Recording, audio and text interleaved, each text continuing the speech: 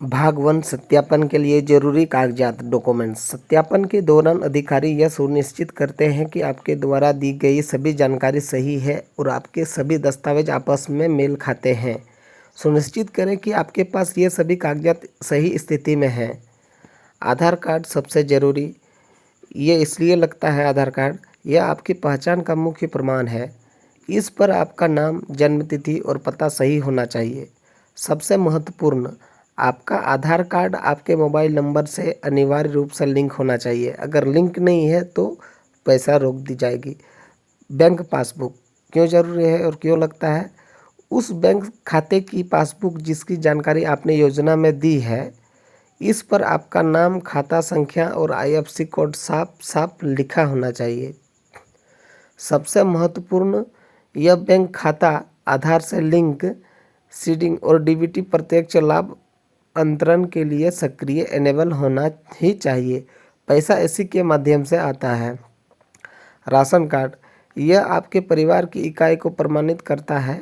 इसमें आपका नाम सही तरीके से लिखना होना चाहिए।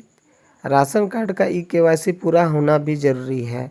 वोटर आईडी कार्ड या झारखंड का निवास प्रमाण पत्र, यह साबित करने के लिए कि आप झारखंड के स्थानीय निवासी हैं, इसीलिए ये वोटर आईडी कार्ड लगते हैं।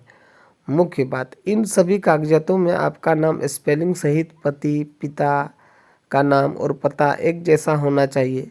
थोड़ा सा भी अंतर होने पर आवेदन अटक सकता है। तो चलिए, यही सब आप लोग ध्यान में रखिए कि ये सब गड़बड़ ना हो। अगर ये सब गड़बड़ है तो आपका पैसा रोक दी जाएगी। और भाग 2 में समझते हैं, इन गड़बड़ियों के कारण पैसा रोक दिया जाता है। सत्यापन के दौरान अधिकारी इन्हीं गलतियों को पकड़ते हैं और भुगतान पर रोक लगा देते हैं। सही बात है, अगर ये सब गलती है तो पैसा नहीं दी जाएगी, उसको लगेगा कि आप फ्रॉड कर रहे हैं। तो चलिए, ए में जानते हैं बैंक खाते से जुड़ी समस्याएं सबसे आम कारण है। सब लोग का पैसा इसलिए रोक लगा दी जाती है क्योंकि सब लोग का सबसे ज़्यादा प्रॉब्लम होता है बैंक खाता में ही। तो आइए जानते हैं इसमें क्या प्रॉब्लम होता है ज़्यादा। डीबीटी सक्रिय ना होना, यह सबसे बड़ी वजह है। सही बात है। हो सकता है आपका खाता आधार से लिंक हो लेकिन डीबीटी डायरेक्ट बेनिफिट ट्रांसफ़र के लिए सक्रिय ना हो। सरकार डीबीटी के बिना पैसा नहीं भेज सकती। समाधान, बैंक में जाकर डीबीटी सक्रिय कराएं। आपको ज़रूर डीबीटी एनेबल कराना है तो ही पैसा या इनका लाभ मिल देंगे आपको।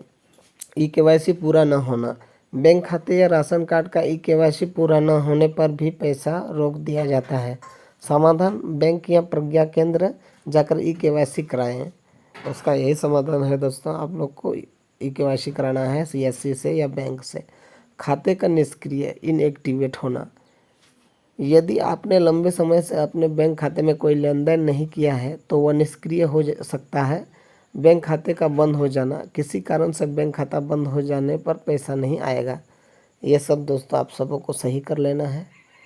दस्तावेजों में जानकारी का मेल न खाना, नाम में अंतर, आधार कार्ड में नाम रीना कुमारी है और बैंक खाता में रीना देवी, इस छोटे से अंतर से भी पैसा रुक जाता है। और दोस्तों मैं इसलिए बोल रहा हूँ क्योंकि महिलाएं लोग तो क्या ही जाने ज़्यादा यार, आजकल बहुत जानते हैं लेकिन उनके परिवार लोग ही ज़्यादा करते हैं। गलत खाता संख्या या आईएफएससी कोड, आवेदन के समय गलत जानकारी देने पर पैसा किसी और के खाते में जा सकता है या फेल हो सकता है। इसलिए भी इस कारण से भी बंद कर दिया जा रहा है। तो एलिजिबिलिटी क्या है इसका? पात्रता की शर्तों को पूरा न करना, उम्र 50 वर्ष से अधिक होना। जैसे ही किसी लाभार्थी की उम्र 50 वर्ष पूरी हो जाती है उसे इस योजना से हटाकर वृद्धा पेंशन योजना में स्थानांतरित कर दिया जाता है। आयकर दाता इनकम टैक्स पेयर होना, यदि महिला या उसके परिवार का कोई सदस्य इनकम टैक्स भरता है तो वे इस योजना के लिए अपात्र हैं। परिवार में सरकारी नौकरी, परिवार में किसी के सरकारी नौकरी में होने पर भी योजना का लाभ नहीं मिलता। अन्य पेंशन का लाभ लेना, यदि महिला किसी अन्य सरकारी पेंशन जैसे वृद्धा विधवा का लाभ ले रही है तो उससे इस योजना का लाभ नहीं मिलेगा, वो सब तरफ से नहीं न मिलेगा, इसीलिए सही कर रहे हैं। अन्य कारण, लाभार्थी की मृत्यु हो जाना,